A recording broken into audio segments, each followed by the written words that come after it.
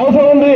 ఇవాళ నరేంద్ర మోడీ వచ్చిన తర్వాత పెరిగినటువంటి ఇవాళ కుబేరులు ఆధారు లాంటి అమ్మాడు లాంటి కుమారులు ఇవాళ ఆధారి ఉన్నాడు.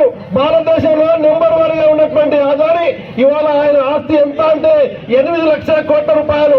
8 లక్షల కోట్ల రూపాయలు ఆయన దాదాపుగా ఉంటే 55-60 మధ్యలో ఏజ్ ఉంటుంది. అట్లాంటి మనిషికి సంబంధించినటువంటి మనిషి ఆస్తి ఎంత అంటే 8 లక్షల కోట్ల రూపాయలు.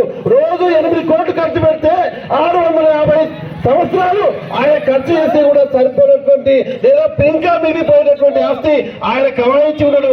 ఇవాళ రోజువారీగా పనిచేసినటువంటి కూలీలు ఇవాళ 500 కోసం 200 కోసం ఇవాళ నీవు ఇచ్చేటటువంటి ఉపాధి హామీ 178 రూపాయల కోసం 178 రూపాయల కూలి కోసం ఇవాళ గడువు కాబట్టి కాసినటువంటి ప్రధానిగా ఉన్నటువంటి ఈ దేశంలో రోజు 6 కోట్లు 7 కోట్లు ఖర్చు చేస్తే కూడా తరగనటువంటి రాస్తున్నటువంటి పరిస్థితి ఉన్నది. అంటే ఈ దేశంలో ఎంత తీవ్రంగా నీవు అధికారంలోకి వచ్చిన తర్వాత అంతరాలు పెరిగిపోయారు.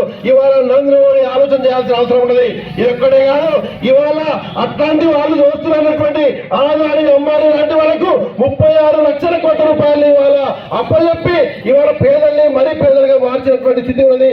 అట్లాంటి కుమారులు లేదా అట్లాంటి ధనవంతులు అట్లాంటి కార్పొరేట్ ధనవంతులు అయినటువంటి వాళ్ళు వాళ్ళ కంపెనీలకు సంబంధించినటువంటివి అనేకమైనటువంటి పన్నులు ఈ దేశానికి 10 లక్షల కోట్ల రూపాయలు బకాయిలు ఉంటే కూడా ఇవాళ నరేంద్ర మోడీ గారు వాటిని రుజువు చేయకుండా పేదల రక్తం మిండుతున్నటువంటి పరిస్థితి.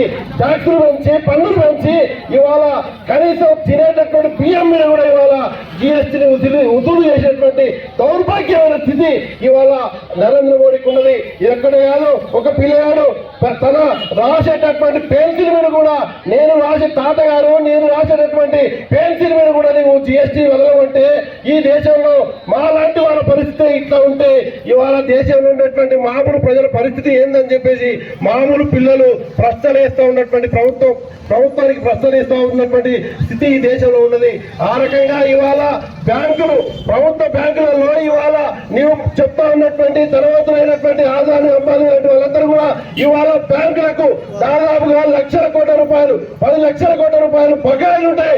ఆ బకాయిలని వాళ్ళ వసూలు చేయకుండా ఆ బ్యాంకులు నష్టాల్లో ఉన్నాయని చెప్పేసి ఆ బ్యాంకులకు వాళ్ళ కట్టనికి కాదని చెప్పేసి ఇవాళ ఆ బ్యాంకుల్ని రైతుల పేరుతో అట్లాంటి వాటిని మొత్తం కూడా అట్లాంటి ధనవంతులకు నీ దోస్తులైనటువంటి ఆదానికి అంబానికి టాటాకు బిల్లులకు వాటిని మొత్తం కూడా మాఫీ చేసి మా రైతాంగం పైన లేదా మా రైతాంగానికి ఇచ్చినటువంటి చిన్న రైతు రుణాలు చిన్న వ్యాపార రుణాలు కట్టకపోతే వాళ్ళ ఇంట్లో ఉన్నటువంటి సామాన్ల మొత్తం కూడా బయటకేసి ఈరోజు తీసేటటువంటి స్థితి ఈ దేశంలో ఉందా లేదా ఒక్కసారి ఆలోచన చేయండి. కాబట్టి ఇవాళ నరేంద్ర మోడీ కావచ్చు లేదా దేశంలో పరిపాలన కొనసాగించేటటువంటి పెద్ద మరో భూస్వాములైనటువంటి వాళ్ళ ఆధీనంలోనే ఈ ప్రభుత్వాలు కొనసాగుతున్నాయి. వాళ్లకు అనుకూలంగానే ఈ ప్రభుత్వాలు కొనసాగుతున్నాయి. ఎక్కడ కూడా పేదలకు లేదా కార్మిక వర్గానికి ఇట్లాంటి వాళ్ళకి ఎవరికి కూడా ఇవాళ అనుకూలంగా ఈ ప్రభుత్వాలు లేవు.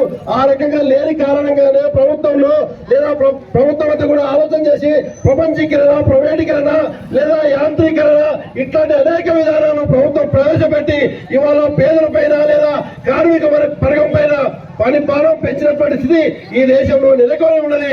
కాబట్టి మనమంతా కూడా ఖచ్చితంగా కార్మిక వర్గం పేద ప్రజలు ఐక్యమై ఇవాళ ఈ దేశాన్ని రక్షించుకోవాల్సిన బాధ్యత మనందరి పైన ఉన్నది. మరో స్వాతంత్రం లేదా మరో రాజ్యం రావాలంటే కార్మిక వర్గం పేద ప్రజలు ఐక్యం కావాలి. ఇవాళ సమాజం రావాలంటే లేదా ఇవాళ తీవ్రమైన అసమానతలు ఉన్నాయి. ఆ అసమానతలు పోవాలంటే కార్మిక వర్గం అంతా కూడా చైతన్యం కావాలి. ఆ రకమైన పోరాటం ఒక్కటే మార్గం.